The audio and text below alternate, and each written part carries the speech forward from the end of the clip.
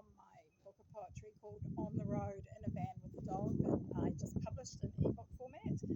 Looking forward to when I get a print book format published so I don't have to write out the poems because I don't have a printer. So if I want to do a long poem, I have to write it out. So that's why I'm looking down. So that book is available at Kobo, Barnes & Noble and Apple and other places, and not the bad place, you know, the place I mean. Okay, this is called That Fluffy Kitten Guy. I think of him sometimes, like the day I walked across the bridge, almost crawling fear of heights.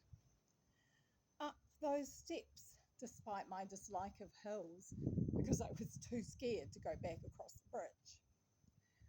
Through sundry trees, sun striping the path in ripples, down an undulating slope, excited to see the river, surprised and delighted to find an elven dell.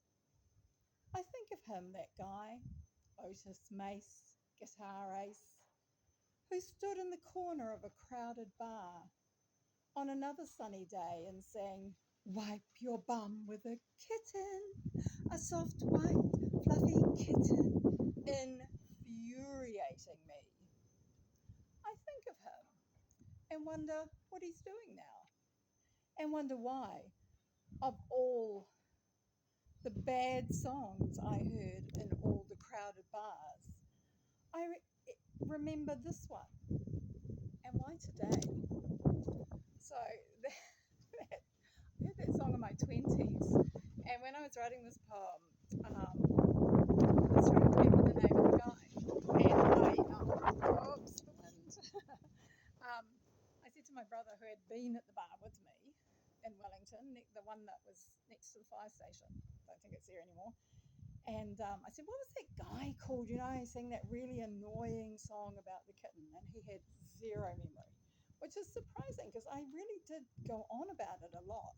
But my brother has an amazing ability to just shut out women who are talking about annoying things. It's one of his superpowers. So he obviously did that with me that day.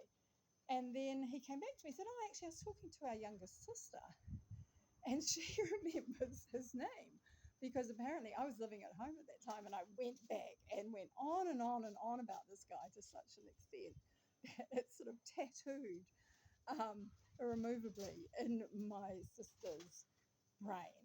Otis Mace, guitar ace.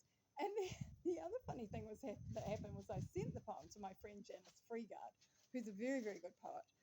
And she said, oh, Otis Mace, yes, he's still playing up in Auckland. I've seen him recently, actually. So Otis Mace continues to this day, hopefully singing songs that are a little better than that one. Apparently it was a parody. Totally lost on me. It just